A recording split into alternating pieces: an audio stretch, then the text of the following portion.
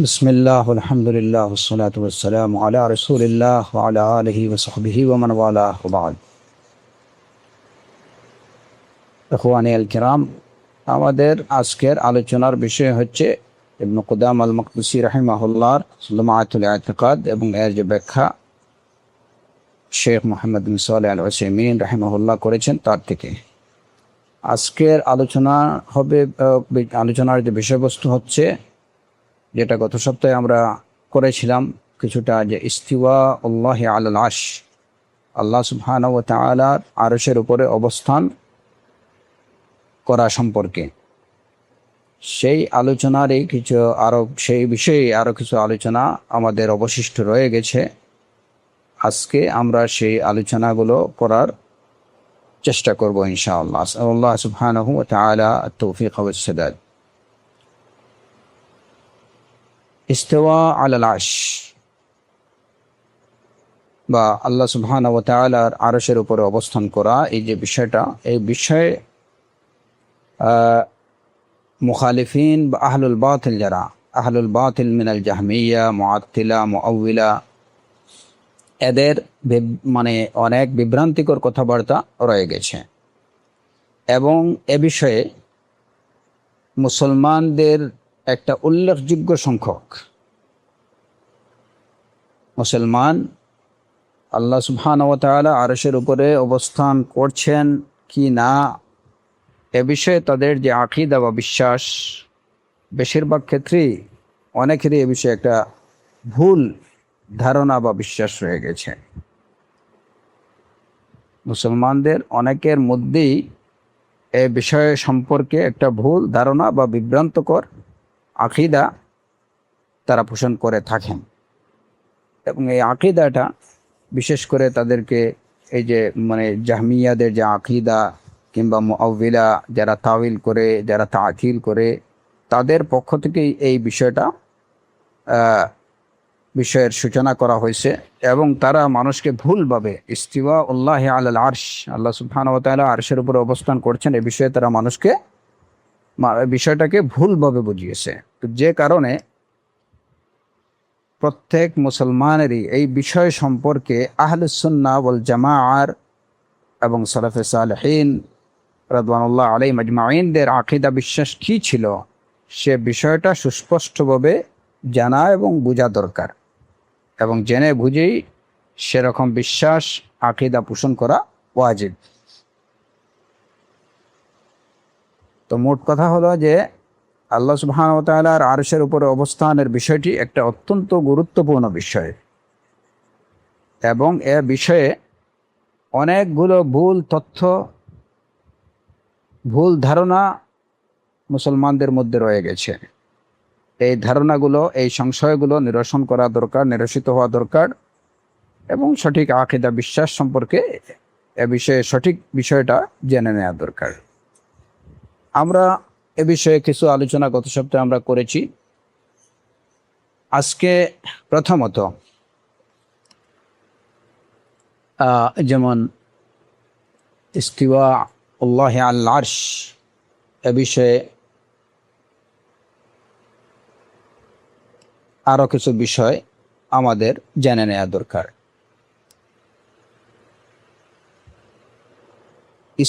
আল্লাহ সুবহানাহু ওয়া তাআলার আরশের উপরে অবস্থান করা, আল্লাহ সুবহানাহু ওয়া তাআলা উপরে, আল্লাহ সুবহানাহু ওয়া তাআলা আকাশে, ফিস সামা, এই যে তিনটা বিষয়ে কিন্তু বেশ কাছাকাছি। এই তিনটা বিষয় সম্পর্কে এখানে শেখ মুহাম্মদ বিন সালেহ আল উসাইমিন রাহিমাহুল্লাহ আলোচনা করেছেন। একটা বিষয় হলো যে আল্লাহ রাব্বুল আলামিন উনি আরশের উপরে। আরেকটা বিষয় হচ্ছে আল্লাহ জাল্লা ওয়া আলা তিনি ঊর্ধ্বে, উপরে অবস্থান করছেন। এবং তৃতীয় বিষয়টা হলো আল্লাহ জাল্লা ওয়া আলা তিনি আকাশে অবস্থান করছেন, ফিস সামা। তো আরশের উপরে হোক আর উপরে হোক কিংবা আকাশে হোক, তিনটা বিষয়ের মূল বিষয়বস্তু হচ্ছে যে আল্লাহ আজ্জা ওয়া জাল তিনি ঊর্ধ্বে অবস্থান করছেন। এই তিনটা বিষয়েরই মৌলিকত্ব বা তিনটা বিষয়েরই মূল কথা হলো যে আল্লাহ জাল্লা ওয়া আলা তিনি ঊর্ধ্বে অবস্থান করছেন।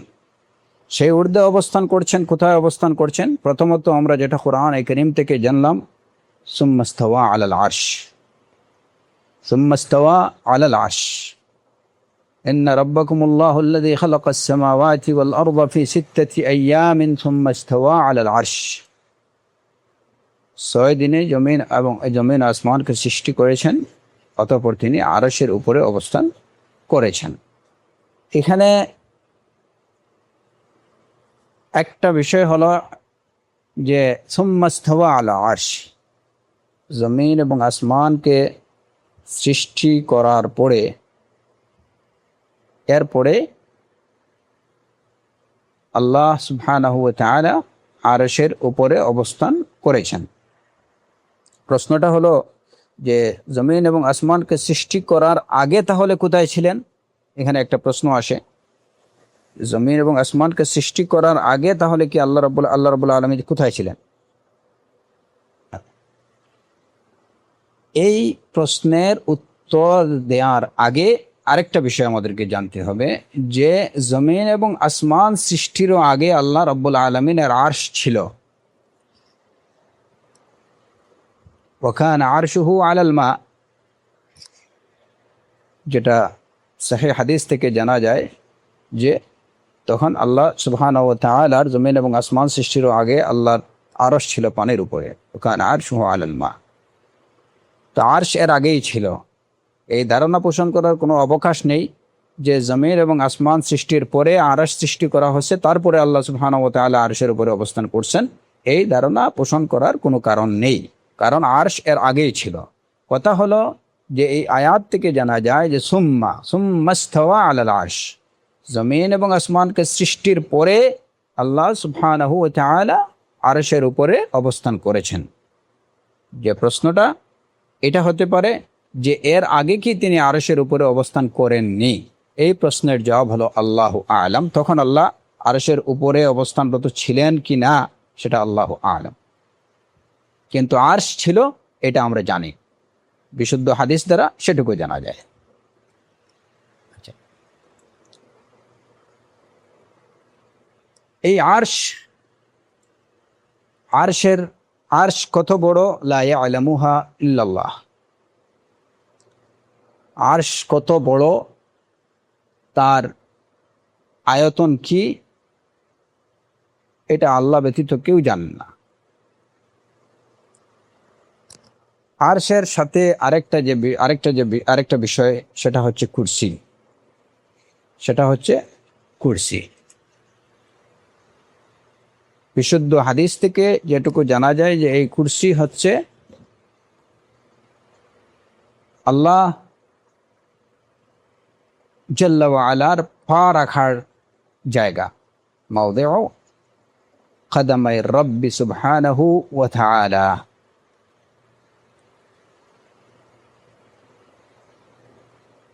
আর এই কুরসি সম্পর্কে বলা হয়েছে ওয়াসিআ কুরসিয়ুহু আস-সামাওয়াতি ওয়াল আরদ, ওয়াসিআ কুরসিয়ুহু আস-সামাওয়াতি ওয়াল আরদ। এই কুরসিটাই পুরা জমিন এবং আসমানকে কভার করে আছে, এত ব্যাপক। আরশের সম্পর্কে আরেকটা বিষয় হলো যে কোরআনে কারীমে আরশ শব্দের উল্লেখ করা হয়েছে 3টে জায়গায়। 2টা আরশের উল্লেখ হয়েছে যেগুলা সৃষ্টির আরশ, মাখলুকের আরশ, এবং একটা আরশের উল্লেখ হয়েছে যেটা হচ্ছে খালেকের আরশ, সৃষ্ট বস্তুর আরশ এবং মহান সৃষ্টিকর্তার আরশ। যেমন সূরাত ইউসুফে আল্লাহ সুবহানাহু ওয়া তাআলা ইউসুফ আলাইহিস সালামকে সম্পর্কে বলছেন ওয়া রাফা'a আবাওয়াইহি আলাল আরশ, ওয়া রাফা'a আবাওয়াইহি আলাল আরশ। এই আলোচনাটা দরকার এই কারণে যাতে আরশের ব্যবহার দেখে কেউ যেন মনে না করেন যে এই আরশ ওই আরশের মতো।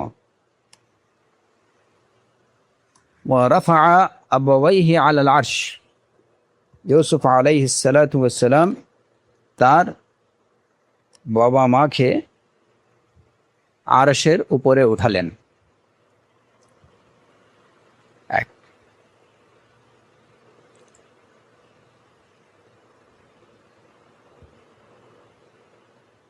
দ্বিতীয়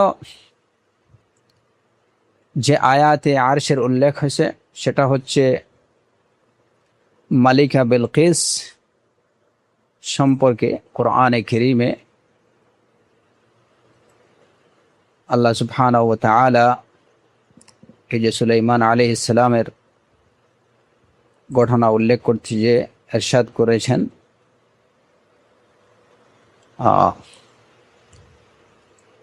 ওয়ালাহা আরশুন আযীম, ওয়ালাহা আরশুন আযীম, যে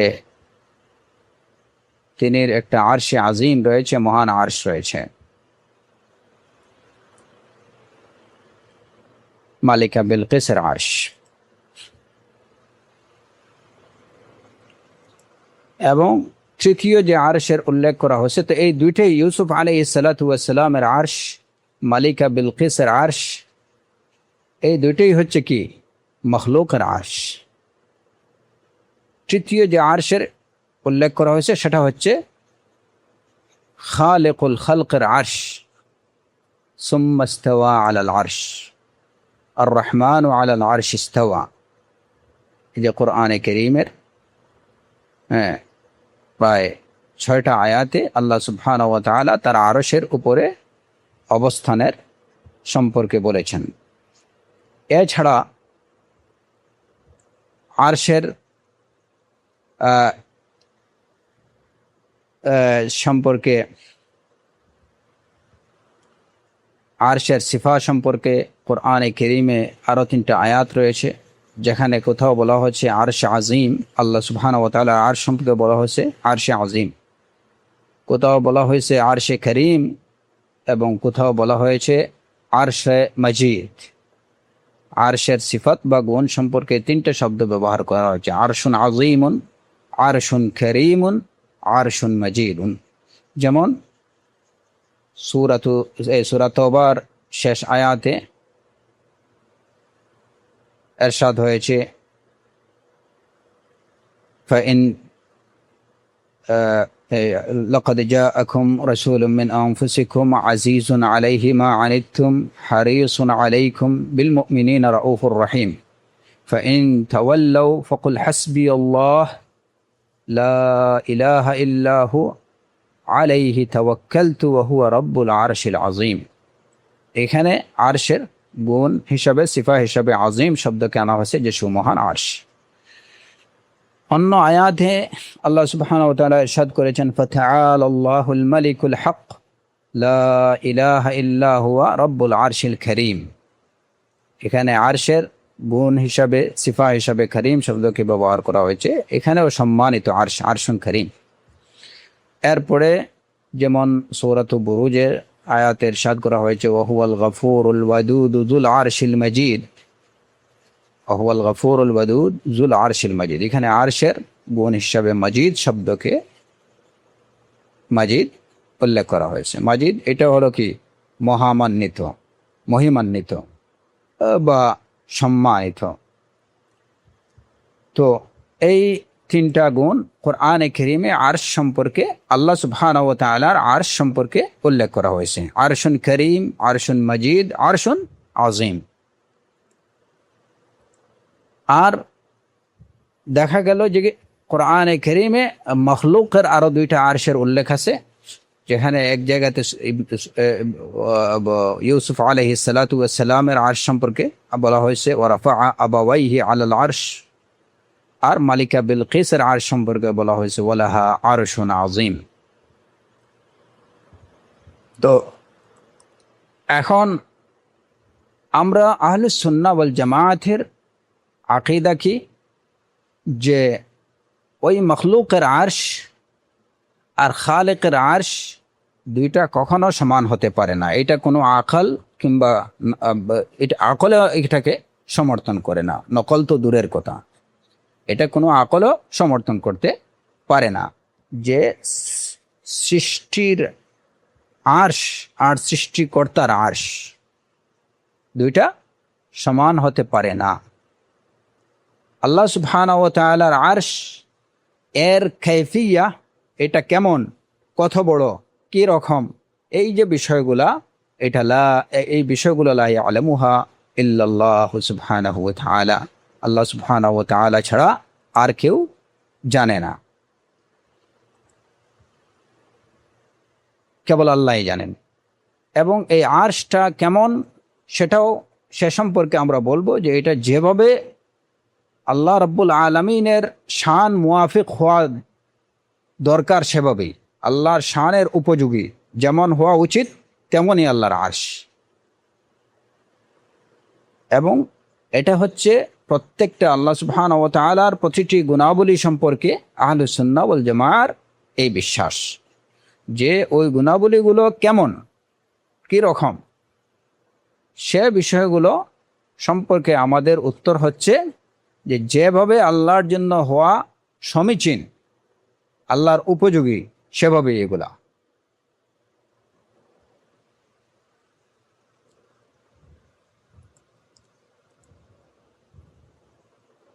তো আল্লাহ সুবহানাহু ওয়া তাআলা আলাল আরশ এ বিষয়ে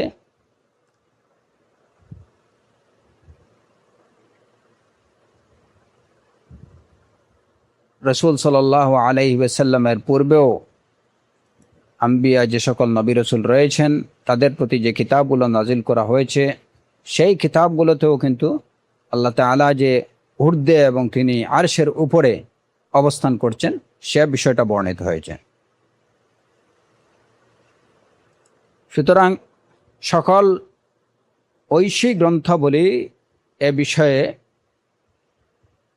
প্রত্যেকটা ঐশী গ্রন্থাবলীতেই আল্লাহ নাজিরকৃত প্রত্যেকটা কিতাবেই এই বিষয়টা বর্ণিত আছে যে আল্লাহ সুবহানাহু ওয়া তাআলা ফাওকাল আরশ, আলাল আরশ, আরশের উপরে। ইমাম আউজাঈ রাহিমাহুল্লাহ থেকে বর্ণিত, তিনি বলেছেন যে আমরা তাবেঈনদের উপস্থিতিতে সবাই এটুকু বলতাম যে আল্লাহ সুবহানাহু ওয়া তাআলা তিনি তার আরশের উপরে অবস্থান করছেন, তিনি আকাশের উপরে, তার আরশের উপরে, আকাশের উপরে, আকাশের উপরে তার আরশের উপরে অবস্থান করছেন এবং তিনি তার সৃষ্টি থেকে সম্পূর্ণ পৃথক। এই যে কথাটা, এটাই হচ্ছে আহলুস সুন্নাহ ওয়াল জামাআতের কথা যে আল্লাহ সুবহানাহু ওয়া তাআলা ফাওকা আরশিহি আলা সামাওয়াতিহি বাইনুম মিন খালকিহি, বাইনুম মিন খালকিহি, বাইনুম মিন খালকিহি মানে কি, যে তার সৃষ্টি থেকে তিনি সম্পূর্ণ পৃথক। এই আকীদাটাও আমাদের পোষণ করতে হবে। কেন করতে হবে সে বিষয়ে আমরা আলোচনায় পরে আসছি, তবে এখানে শুধু এটুকু বলে রাখি যে কেউ যদি মনে করে যে আল্লাহ সুবহানাহু ওয়া তাআলা আরশের উপরে, আকাশের উপরে, আরশের উপরে, আল্লাহ সুবহানাহু ওয়া তাআলা আরশটা হলো সপ্ত আকাশের উপরে আর তিনি সেই আরশের উপরে, এইটুকু বিশ্বাস করলো, কিন্তু যদি এর সাথে এই বিশ্বাস পোষণ না করে যে আল্লাহ বাইনুম মিন খালকিহি আই মুনফাসিলুম মিন খালকিহি, যে তার সৃষ্টি থেকে তিনি পৃথক না, তিনি ওইখানে আছেন কিন্তু তার সৃষ্টির মধ্যে তিনি ঢুকে আছেন, এই যে হুলুলিদের যে আকীদা বিশ্বাস, সেই আকীদা বিশ্বাস কিন্তু এইটুকু পোষণ না করার কারণেই যে আল্লাহ তার সৃষ্টি থেকে পৃথক, তারা এই বিশ্বাস পোষণ করে না। তো যদি কেউ ওই বিশ্বাস যে আল্লাহ সুবহানাহু ওয়া তাআলা আকাশের উপরে, আরশের উপরে অবস্থান করছেন, ঠিক আছে, কিন্তু তিনি তার সৃষ্টির মধ্যে ঢুকে আছেন, যদি সাথে সাথে এই বিশ্বাস পোষণ করে তাহলে কি সেটা, সেই বিশ্বাসটা হবে বাতিল বিশ্বাস, ভ্রষ্ট এবং এই যে আকীদা বাতিল, এটা বাতিল বিশ্বাস হবে। এটা হুলুলিয়াদের ধারণাও এটাই, তারা এই বিশ্বাসই পোষণ করে যে আল্লাহ তার জগতের মধ্যে, সৃষ্টির মধ্যে ঢুকে আছেন। সুতরাং আমাদের বিশ্বাস করতে হবে যে আল্লাহ অবশ্যই কি আছেন, আরশের ওপরে, এবং তিনি তার সৃষ্টি থেকে সম্পূর্ণ পৃথক। সৃষ্টিও তার মধ্যে প্রবেশ করেনি এবং তিনিও সৃষ্টির মধ্যে প্রবেশ করেননি। সৃষ্টিকর্তা থেকে সৃষ্টি আলাদা এবং সৃষ্টি থেকে সৃষ্টিকর্তা আলাদা। এই বিশ্বাস অবশ্যই পোষণ করতে হবে। তো ইমাম আউজাঈ রাহিমাহুল্লাহ এই কথা থেকে কি জানা যায় যে সালাফরা এই বিষয়ে সবাই কি ছিলেন, একমত ছিলেন যে আল্লাহ সুবহানাহু ওয়া তাআলা, তাদের মধ্যে এ বিষয়ে কোনো কি ছিল না, দ্বিমত ছিল না যে আল্লাহ সুবহানাহু ওয়া তাআলা আরশের উপরে। শুধু এটা না, তারা এই বিশ্বাস পোষণ করতেন যে আল্লাহ সুবহানাহু ওয়া তাআলা আকাশের উপরে, আরশের উপরে অবস্থান করছেন এবং তিনি তার সৃষ্টি থেকে সম্পূর্ণ পৃথক। এই বিশ্বাস সালাফে সালেহিনরা পোষণ করতেন। এই কারণে এরপরে দেখা যায় যে ইমাম আবু হানিফা রাহিমাহুল্লাহ, তাকে যখন জিজ্ঞেস করা হলো যে ব্যক্তি আল্লাহ কোথায় এটা জানে না, বা যে ব্যক্তিকে কাউকে যদি জিজ্ঞেস করা হয় যে আইন আল্লাহ, আল্লাহ কোথায়, এবং এর উত্তরে যদি সে বলে যে আল্লাহ কোথায় আমি সেটা জানি না, আকাশে না অন্য কোথাও আমি জানি না, তাহলে তিনি বলে, এই লোক সম্পর্কে ইমাম আবু হানিফা রাহিমাহুল্লাহ বলেন যে এই লোকটা হলো কাফির। তাকে জিজ্ঞেস করা হলো, যদি কেউ বলে যে আল্লাহ আরশের উপরে কিন্তু আমি জানি না আরশ কোথায়, তাহলে এই লোকের সম্পর্কে আপনি কি বলেন? তিনি বললেন ওই লোকটা কাফের, ওই লোকটা কাফের। তাহলে ইমাম আবু হানিফা রাহিমাহুল্লাহ তার আকীদা বিশ্বাস কি ছিল? যে আল্লাহ সুবহানাহু ওয়া তাআলা আরশের উপরে, আল্লাহ সুবহানাহু ওয়া তাআলা আরশের উপরে। যদি কেউ বলে যে আমি জানি না আল্লাহ কোথায়, তাহলে ওই লোক কাফের। যদি কেউ বলে যে আমি বিশ্বাস করি আল্লাহ আরশের উপরে, কিন্তু আরশ কোথায় সেটা আমি জানি না, এটা উপরে না নিচে সেটা আমি জানি না, হ্যাঁ, তাহলে ওই লোকও কাফের। এই হচ্ছে ইমাম আবু হানিফা রাহিমাহুল্লাহর আকীদা বা বিশ্বাস আল্লাহর অবস্থান সম্পর্কে। এখন দেখা যায় যে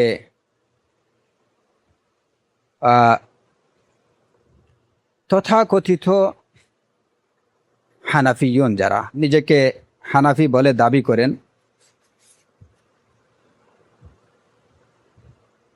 তাদের বিশ্বাস তাদের ইমামের সম্পূর্ণ বিপরীত। আমি তথাকথিত হানাফিয়ুন এই কারণে বললাম যে যদি তারা প্রকৃত অর্থে ইমাম আবু হানিফা ও রাহিমাহুল্লাহর অনুসারী হতেন, তাহলে অবশ্যই তারা তার আকীদার বিপরীত আকীদা পোষণ করতেন না, কিংবা তার মানহাজের বিপরীত মানহাজ অবলম্বন করতেন না। সুতরাং এরা নিজেদেরকে যতই হানাফি বলে দাবি করুন না কেন, প্রকৃত অর্থে ওনারা হানাফি না, বরঞ্চ আমরা বলবো যে ওনারা হলেন তথাকথিত হানাফি। নিজেকে হানাফি বলে মিথ্যা দাবিদার। ইন কুনতা সাদিকান ফি হুব্বিকা লা আতা'তাহু ইন্নাল মুহিব্বা লিমান ইউহিব্বু মুতি'উ। যদি আসলে আপনার আবু হানিফার প্রতি আপনার ভালোবাসা থাকে, তাহলে অবশ্যই আপনি তার পথ অনুসরণ করতেন।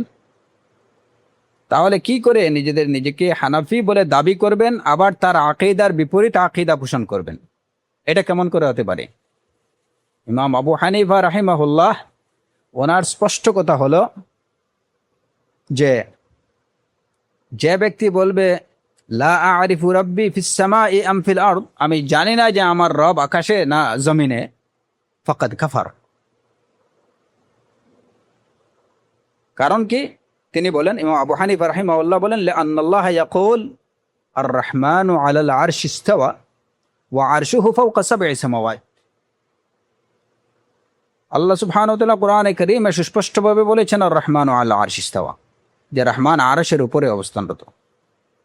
আর আল্লাহর আরশ কি? আল্লাহর আরশ সপ্ত আকাশের ঊর্ধ্বে। সুতরাং যদি কেউ বলে যে আমি জানি না আমার রব কোথায়, ফিল আরদ আম ফিস সামা, ফাকাদ কাফার। এটা হচ্ছে সুস্পষ্ট কথা ইমাম আবু হানিফা রাহিমাহুল্লাহর। তাকে জিজ্ঞেস করা হলো যে যদি কেউ বলে যে আল্লাহ আরশের উপরে, আলাল আরশ ইস্তাওয়া, কিন্তু সে বলে যে আমি জানি না, লা আদরি আল আরশ ফিস সামা আম ফিল আরদ, আল্লাহ আরশে এটা জানি ঠিক আছে, কিন্তু আরশটা কোথায়, এটা আকাশে না ও জমিনে, আমি জানি না। তাহলে এই লোকের সম্পর্কে কি বলেন? তাও তিনি বললেন যে হুয়া কাফের। কারণ কি? লিআন্নাহু, তিনি নিজে কারণ বর্ণনা করতেছেন যে ওই লোকটা কাফির কেন। লিআন্নাহু আনকারা আন ইয়াকুনা ফিস সামা, যে সে আল্লাহর আকাশে হওয়ার বিষয়টাকে অস্বীকার করছে, এই কারণে ওই লোকটা কি কাফের। আল্লাহ সুবহানাহু ওয়া তাআলা ফি আ'লা ইল্লিয়িন। ইমাম আবু হানিফা রাহিমাহুল্লাহ কারণও বর্ণনা করে দিচ্ছেন যে কেন ওই লোকটা কাফের। প্রথমত, যে লোকটা বলবে লা আরিফু রাব্বি ফিস সামা আম ফিল আরদ, ওই লোক কাফের। কারণ কি? সে অস্বীকার করছে ওই আয়াত কি আর রহমান আলাল আরশ ইস্তাওয়া। যে লোকটা বলবে যে আরশ আমি জানি না এটা কোথায়, জমিনে না আসমানে, তাহলে সেই লোকটাও কাফির। কারণ সে অস্বীকার করতেছে এই আরশটা আকাশে হওয়ার বিষয়কে, আল্লাহর আরশে, আল্লাহর আকাশে, উর্দু আকাশে হওয়ার বিষয়টাকে সে অস্বীকার করছে। অথচ কোরআন এবং সুন্নাহ দ্বারা এটা প্রমাণিত যে আল্লাহ ফি আ'লা ইল্লিয়িন, আল্লাহ উর্দে। আর এছাড়া আকলি আরেকটা বিষয়, এটা তো হলো নকলি দলিলকে অস্বীকার করার কারণে তিনি তাকে কাফির বলছেন। এবং আকলি কারণ আরেকটা তিনি বলতেছেন যে আল্লাহ সুবহানাহু ওয়া তাআলা কাছে, আল্লাহর কাছে প্রার্থনা করা হয় এটা নিচে থেকে করা, নিচের দিকে করা হয় না। কেউ কখনো হাত নিচের দিকে দিয়ে দোয়া করতে দেখেননি আপনারা, সবাই কিন্তু উপরের দিকে দিয়েই দোয়া করে। তো তিনি বলেন যে সবসময় আল্লাহকে ডাকা হয় উপরের দিকে। তো এই লোকটা আকলি এবং নকলি দলিলগুলোকে অস্বীকার করছে বলে সে কাফের।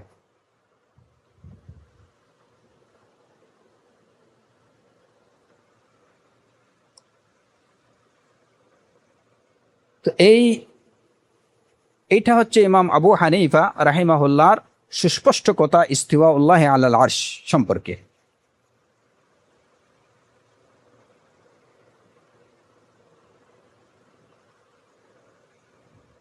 তো যে লোকটা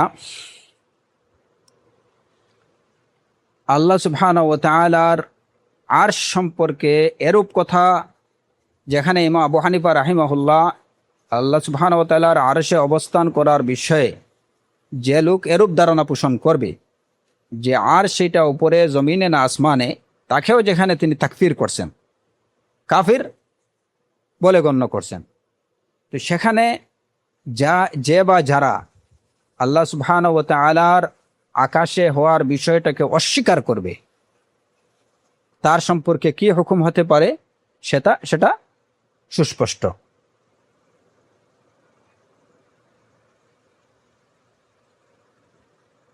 তো এখানে দেখা যায় যে ইমাম আবু হানিফা রাহিমাহুল্লাহর স্পষ্ট কথা, সুস্পষ্ট বক্তব্য থাকার পরেও অনেক হানাফি দাবিদাররা এর বিপরীত ধারণা পোষণ করেন। তাদের ধারণা হলো বা তাদের কথা হলো যে আল্লাহ সুবহানাহু ওয়া তাআলা সর্বত্র বিরাজমান, ফি কুল্লি মাকান। আল্লাহ সুবহানাহু ওয়া তাআলা, তাদের দাবি হলো আল্লাহ সুবহানাহু ওয়া তাআলা ফি কুল্লি মাকান। অথচ তাদের ইমাম কি বলছেন? আর রহমানু আলাল আরশি ইস্তাওয়া ওয়া হুয়া ফাওকা সাব'i সামাওয়াত। ফাওকাল আরশ। আর যে লোক এই বিশ্বাস পোষণ না করবে তিনি তাকে কাফের বলছেন।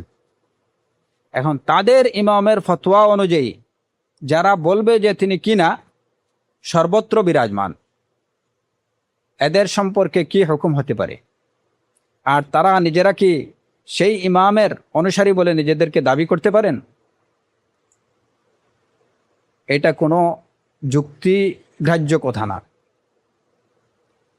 আপনি যদি প্রকৃত অর্থেই আপনার ইমামের অনুসারী হয়ে থাকেন তাহলে অবশ্যই তার কথা, তার আকীদা বিশ্বাসকে আপনি অনুসরণ করবেন।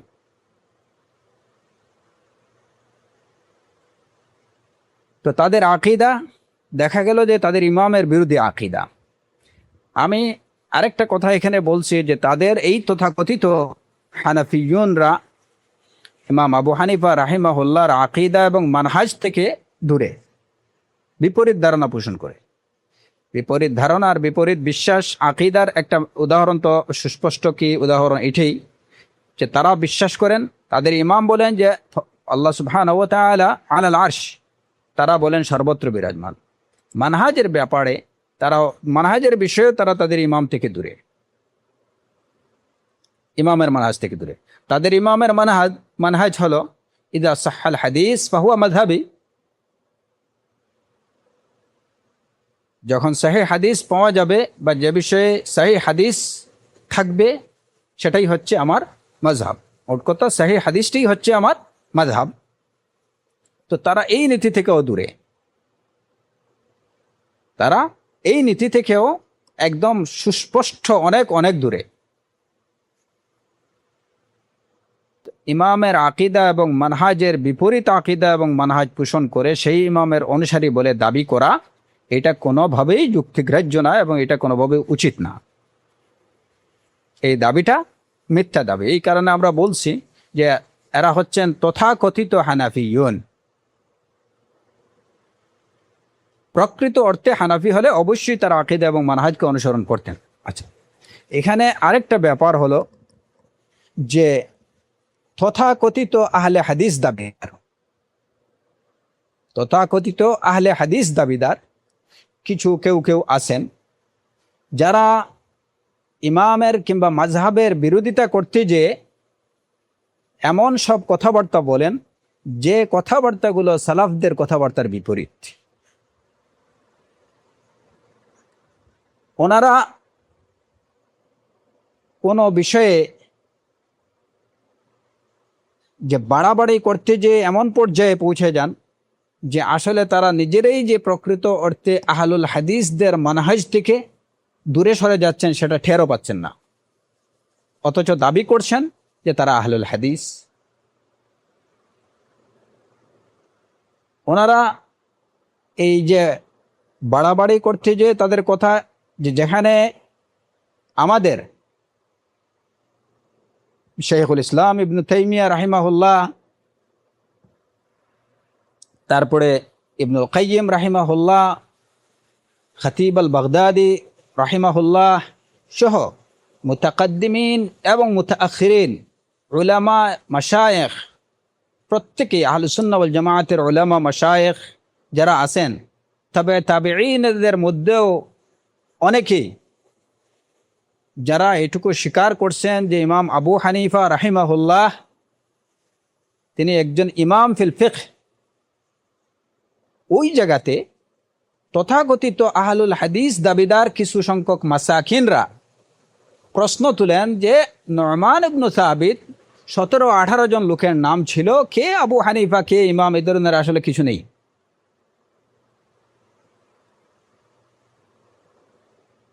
আমরা বলবো ইয়া মিসকিন আও ইয়া মাসাকিন, তুমি তাকে তোমার চিনলেই কি হলো আর না চিনলেই কি হলো, তুমি তাকে স্বীকার করলেই কি হলো আর না স্বীকার করলেই, অস্বীকার করলেই কি হলো। যেখানে আইম্মারা, উলামায়ে কেরামরা, স্বীকৃত উলামায়ে কেরামরা, মাশায়েখরা যাকে ইমাম বলে স্বীকৃতি দিচ্ছেন, বলছেন যিনি ইমাম ফিল ফিকহ, হ্যাঁ তার মধ্যে ভুল ত্রুটি থাকতে পারে যেহেতু তিনি কোনো নবী না, তার কাছে ওয়াহী আসতো না, মুজতাহিদ ছিলেন, তার ভুল হতে পারে, শুদ্ধ হতে পারে, সর্বাবস্থায় তিনি রিওয়ার্ডেড। তুমি তাকে অস্বীকার করার কে? এটা তোমার জেহালাত, তোমার অজ্ঞতা, অথবা তোমার সফ, তোমার আহাম্মকি ছাড়া আর কিছু না। হানাফিয়ার বিরোধিতা করতে যে অনেক মাসাকিনরা এরূপ কথাবার্তা বলে, যেটা কোনোভাবেই গ্রহণযোগ্য না, এবং এইটা কোনোভাবেই আহলুল হাদিসদের মানহাজ না। রাদ বা তারদীদ করার, কাউকে প্রত্যাখ্যান করার, কোনো বিষয়ে কারো বিরোধিতা করার, আদব, ল্যাঙ্গুয়েজ, ভাষা, এই বিষয়গুলো অবশ্যই জানতে হবে যে কিভাবে আমাদের উলামাই কেরাম, আমাদের আইম্মাই কেরাম ওনারাও রাদ করছেন। ওনারাও অনেক বিষয়ে একজন আলেম অন্য আলেমকে রদ করছেন বিভিন্ন বিষয়ে, বা তার একটা বিষয়ে হয়তো তার যদি কোনো ভুল ত্রুটি হয়, সে বিষয়ে এটাকে প্রত্যাখ্যান করছেন, খণ্ডন করছেন।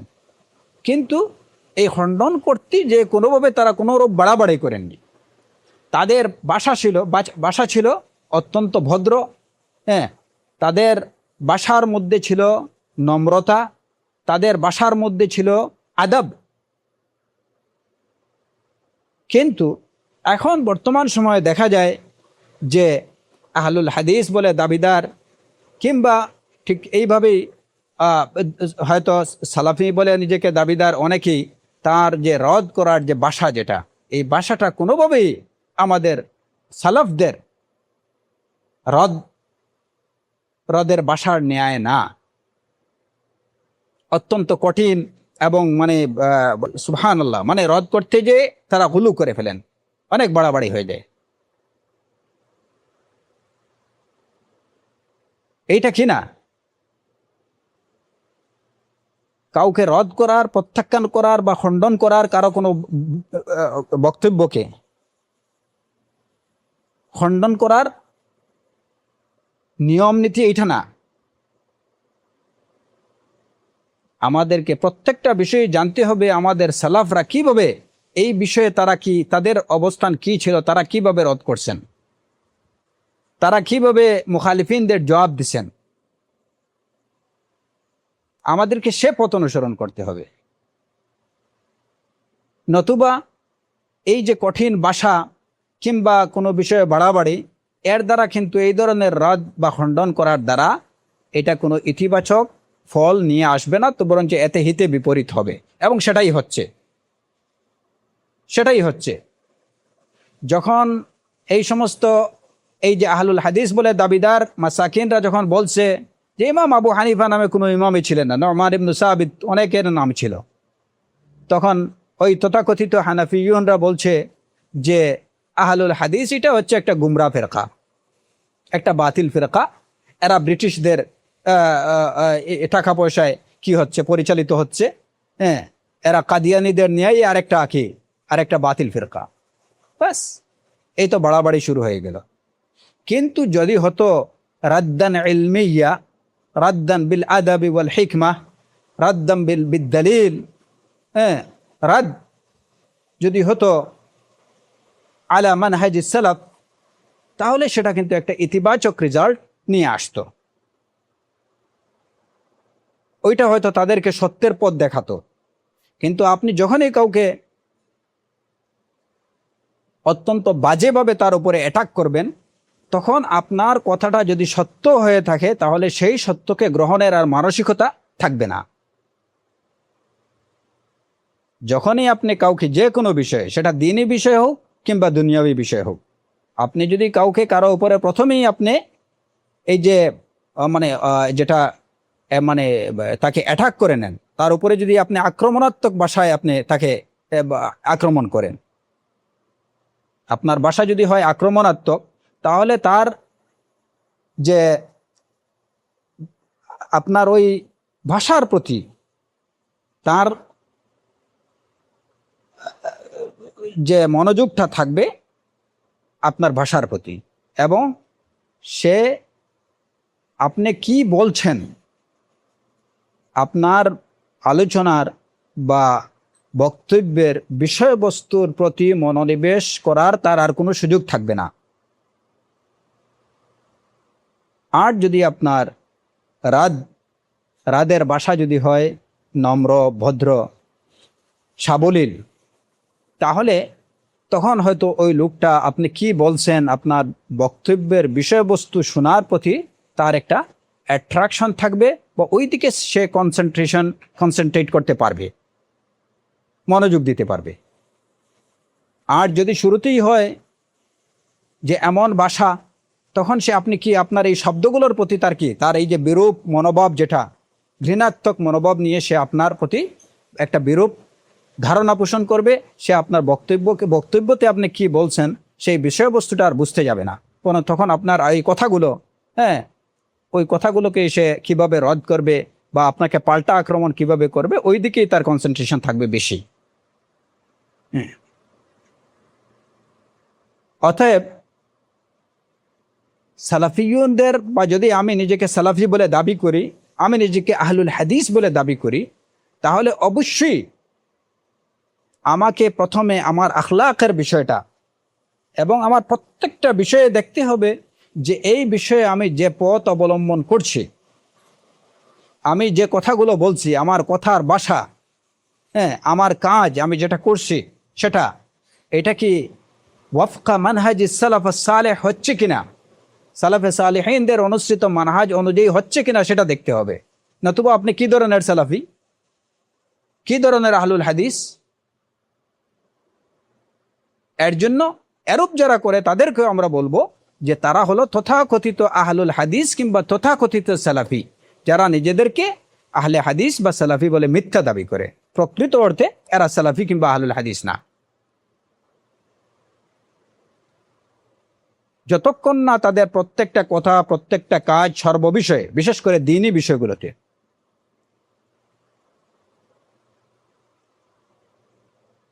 তাদের প্রত্যেকটা কথা, প্রত্যেকটা কাজ সালাফে সালেহিন রিদওয়ানুল্লাহি আলাইহিম আজমাইনদের কথা এবং কাজের ন্যায় যতক্ষণ পর্যন্ত না হবে, ততক্ষণ পর্যন্ত তারা কেউ নিজেদেরকে সালাফি অথবা আহলুল হাদিস বলে দাবি করতে পারে না।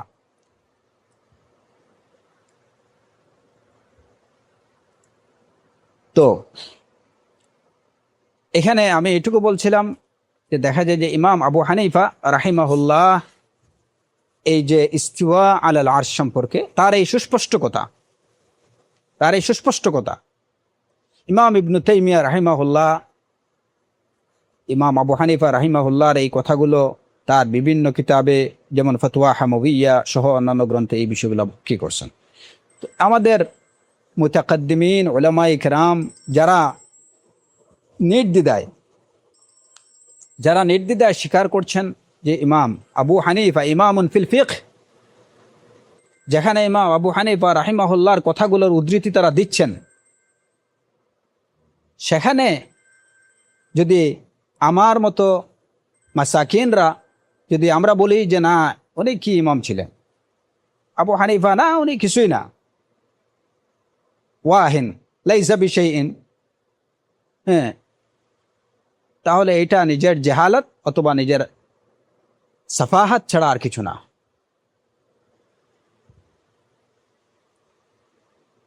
তো এখানে আর রহমান আলাল আরশ ইস্তাওয়া, আল্লাহ সুবহানাহু ওয়া তাআলা আরশের উপরে অবস্থানরত, এই বিষয়ে কোরআন, সুন্নাহ এবং ইজমায়ে উম্মাহ রয়েছে। ইমাম আউজাঈ রাহিমাহুল্লাহর এই কথা থেকে আমরা আরেকটা বিষয় যেটা জানলাম, যে শুধু এটা না যে আর রহমান আলাল আরশ ইস্তাওয়া এই বিশ্বাস পোষণই যথেষ্ট না, এর সাথে সাথে এটা কি করতে হবে যে অবশ্যই কি রহমান বাইনুম মিন খালকিহি, তার সৃষ্টি থেকে তিনি সম্পূর্ণ পৃথক, তিনি তাদের অন্তর্ভুক্ত না এবং তারাও তার অন্তর্ভুক্ত না।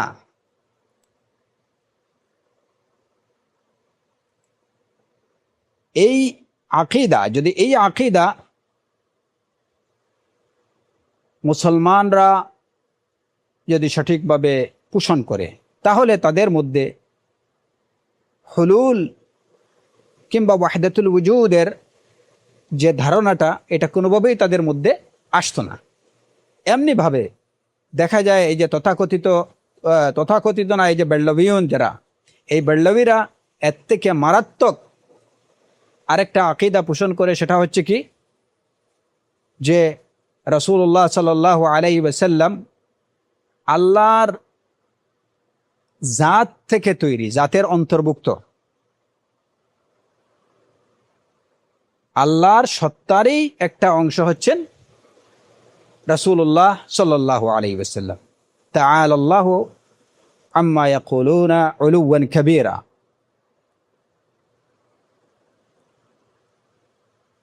এই যে ধারণা, এই ধারণার মূলেও কি ওই বিশ্বাস তাদের মধ্যে নেই যে আল্লাহ আজ্জা ওয়া জাল বাইনুম মিন খালকিহি, তিনি তার সৃষ্টি থেকে সম্পূর্ণ পৃথক। এই ধারণাটা যদি, এই বিশ্বাস যদি তাদের মধ্যে থাকতো, তাহলে তারা এইটুকু দাবি করতো না যে রাসূলুল্লাহ সাল্লাল্লাহু আলাইহি ওয়াসাল্লাম আল্লাহর জাতি নূর থেকে কিংবা আল্লাহর সত্তা থেকেই তৈরি, সত্তারই একটা অংশ।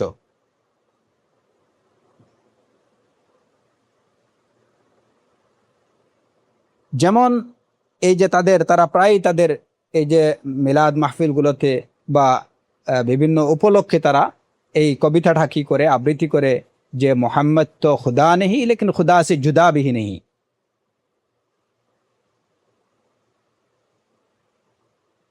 تعالى الله عما ذلك عما يقولون علوا كبيرا।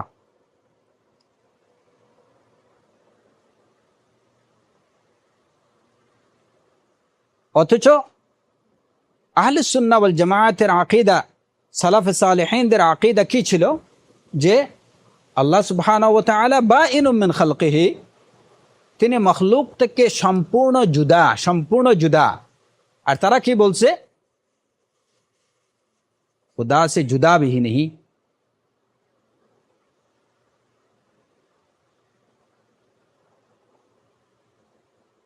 আবার নিজেকে তারা আহলুস সুন্নাহ ওয়াল জামাআহ বলে দাবি করে, তথাকথিত সুন্নি। শুধু আহলুস সুন্নাহ, নিজেদেরকে সুন্নি বলে দাবি করে।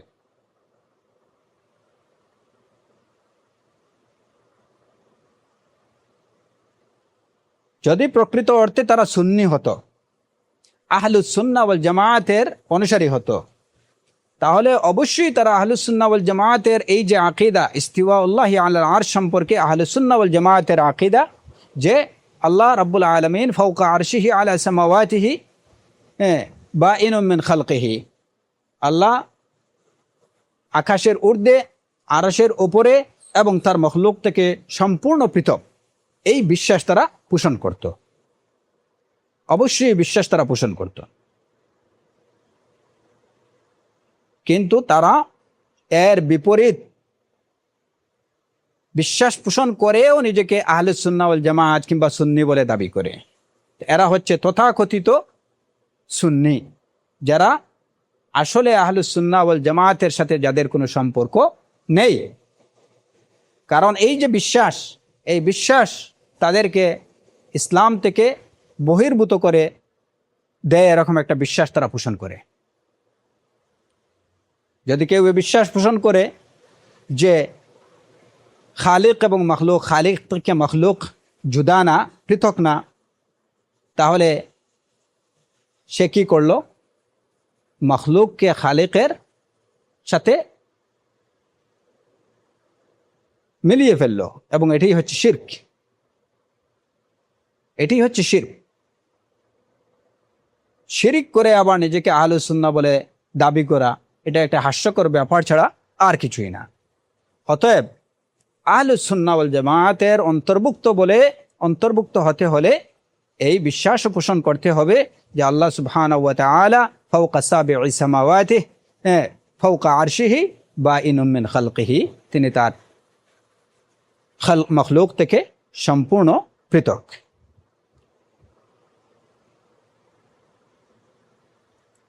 এবং এরই সাথে সাথে যেভাবে ইমাম আবু হানিফা রাহিমাহুল্লাহ বলছেন, এই বিশ্বাসও পোষণ করতে হবে যে আল্লাহর আরশ এটা কোথায়? উপরে। শুধুমাত্র আল্লাহর আরশ, আল্লাহ আরশের উপরে এই বিশ্বাস পোষণ করলে হবে না।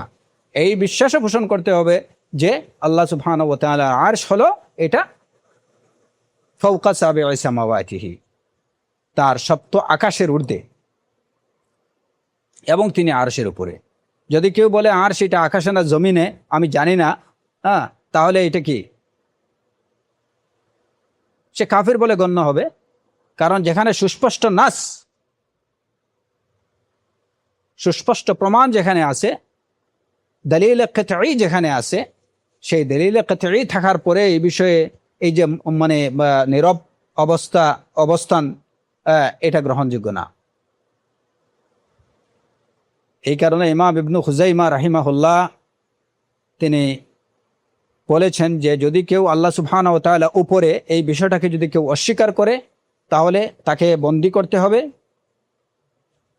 যদি সে তওবা করে নেয় তাহলে তো ঠিক আছে, আর যদি তওবা না করে তাহলে তাকে হত্যা করতে হবে।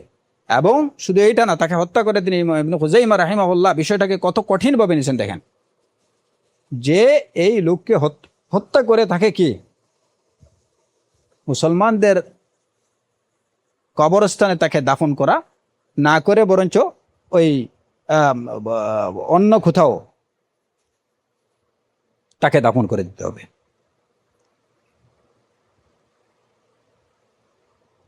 তাকে মুসলমানদের কবরস্থানে দাফন করা যাবে না। এমনকি ইমাম ইবনু খুজাইমা রাহিমাহুল্লাহ বলছেন যে তাকে ইহুদি নাসারার কবরস্থানেও কি করা যাবে না, দাফন করা যাবে না। কেন? আমরা হয়তো এটুকু বুঝলাম যে তাকে মুসলমানদের কবরস্থানে দাফন করা যাবে না, কিন্তু ইহুদি নাসারার কবরস্থানেও তাকে দাফন করা যাবে না, এই কথাটা ইবনু খুজাইমা রাহিমাহুল্লাহ কেন বললেন? এই কারণে আমি শুরুতেই বলছি যে ইস্তিওয়া আলাল আরশ এই যে বিষয়টা, এই বিষয়টা সম্পর্কে মুসলমানদের মধ্যে অনেক বিভ্রান্তি বিদ্যমান। এই কারণে বিষয়টা নিয়ে একটু বিস্তারিত আলোচনা আমাদের প্রয়োজন, আমাদের প্রয়োজন। ইবনু খুজাইমা রাহিমাহুল্লাহ বললেন যে মুসলমানদের কবরস্থানে, এমনকি ইহুদি নাসারাদের কবরস্থানে তাকে দাফন করা যাবে না। লিমাদা? কেন? এর কারণ হলো যে ইহুদি নাসারারা তারাও কিন্তু এইটুকু বিশ্বাস করে যে আল্লাহ সুবহানাহু ওয়া তাআলা উপরে ঊর্ধ্বে অবস্থান করছেন, আকাশের উপরে অবস্থান করছেন, এটা তারাও বিশ্বাস করে। পূর্ববর্তী আসমানে যে কিতাবগুলো তাতেও কিন্তু এই সবগুলো কিতাবে এই কথাটি বর্ণিত রয়েছে যে আল্লাহ সুবহানাহু ওয়া তাআলা তিনি আরশের উপরে অবস্থানরত। ইহুদি নাসারাও এই বিশ্বাস পোষণ করে যে আল্লাহ কিনা সর্বত্র বিরাজমান না, আল্লাহ সুবহানাহু ওয়া তাআলা সর্বত্র বিরাজমান না, তিনি আকাশে। তবে হ্যাঁ, তাদের একটা সমস্যা হলো যে মুসলমানরা যেখানে বলতেছে যে আল্লাহ সুবহানাহু ওয়া তাআলা সর্বত্র বিরাজমান, এমনকি মুসলমান বলে নিজেকে দাবিদার কেউ বললে ওমাল খালবু ওয়াল খিনজিরু ইল্লা ইলাহুনা, যে শুকর কুকুর এগুলো আমাদের ইলাহ, কারণ সর্বত্র বিরাজমান তো উনি সব কিছুর মধ্যেই ঢুকেছেন। কিন্তু ইহুদি নাসারা এরূপ কথা বলার সাহস পায়নি, তারাও এরূপ কথা বলেনি। তারাও বিশ্বাস করতো যে আল্লাহ ঊর্ধ্বে অবস্থান করছেন। তবে হ্যাঁ, তারা একটা কি, যে এক জায়গাতে তারা আল্লাহকে মখলুকের সাথে ঢুকে ফেলছে, সেটা হচ্ছে ওয়াকালাতিল ইয়াহুদু উযাইরুন ইবনুল্লাহ, ওয়াকালাতিল ইয়াহুদু উযাইরুন ইবনুল্লাহ। ইহুদিরা বলতো যে উযাইর আল্লাহর ছেলে। তাআলাল্লাহু আম্মা ইয়াকুলুনা উলুওয়ান কাবীরা। তো এই একটা মখলুকের মধ্যেই তারা বুঝতো যে এই জায়গাতেই একজন মখলুকের মধ্যেই আল্লাহ কি করছেন, অনুপ্রবেশ করছেন। কিন্তু এই তথাকথিত মুসলমান বলে দাবিদারদের মতো তারা এটুকু বলতো না যে সর্বত্র বিরাজমান, এমনকি শুকর এবং কুকুরের মধ্যেও আল্লাহ ঢুকে আছে। খ্রিস্টানরাও তারা কিন্তু ঢালাওভাবে এটুকু বলতো না যে মখলুকের মধ্যে আল্লাহ ঢুকে আছেন, তারা ওই শুধুমাত্র দুইজনের মধ্যে সীমাবদ্ধ থাকতো। মারিয়াম আলাইহিসসালাতু ওয়াসসালাম এবং ঈসা আলাইহিসসালাম, এই দুইজনের মধ্যে। কিন্তু তারাও এটুকু বলতো না যে সর্বত্র বিরাজমান। আর তারা এটুকু বিশ্বাস করত যে আল্লাহ কি ঊর্ধ্বে, আল্লাহর অবস্থান ঊর্ধ্বে, এইটুকু তারা নির্দ্বিধায় স্বীকার করত।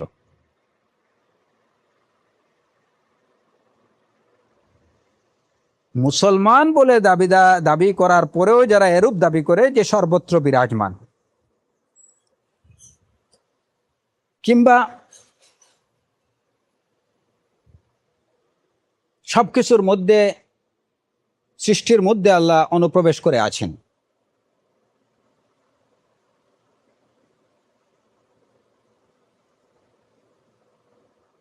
কিংবা যারা বলে, যারা এইটুকু অস্বীকার করে যে আল্লাহ কিনা উপরে না, আল্লাহর অবস্থান ঊর্ধ্বে না, তিনি সর্বত্র, জমিনে আছেন, আমার মাঝে আছেন, তার মাঝে আছেন, এই সব কিছুর মাঝেই তিনি অনুপ্রবেশ করে আছেন।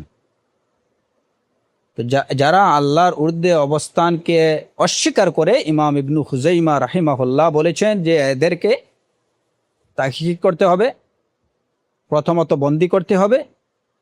যদি সে তওবা করে নেয় নির্দিষ্ট সময়ের মধ্যে তাহলে তো ঠিক আছে, আর যদি সে তওবা না করে, তার এই আকীদা থেকে সে বিরত না হয়, যদি সে সঠিক আকীদা বিশ্বাস পোষণ না করে, তাহলে তাকে হত্যা করতে হবে।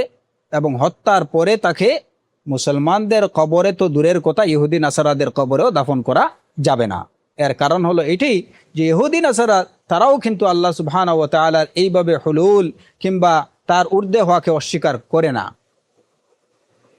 সুতরাং তারা যেহেতু আল্লাহর ঊর্ধ্বে অবস্থান করাকে অস্বীকার করে না, সুতরাং আল্লাহর ঊর্ধ্বে অবস্থান করাকে অস্বীকারী যে অস্বীকার করে, তাকে তাদের কবরে দাফন করা যাবে না। খৈর, ইনশাআল্লাহ আমার মনে হয় যে আমরা এখানে ঠিক আছে রেখে দিই, আর এরপরে এই বিষয়টা আরো একটু বিস্তারিত, কারণ আমার মনে হয় ইস্তেওয়া আলাল আরশের উপরে আমাদের আরো হয়তো একদিন বা দুই দিন আলোচনা করতে হবে। এখানে বেশ কিছু বিষয়। বারাকাল্লাহু ফিকুম জামিআ।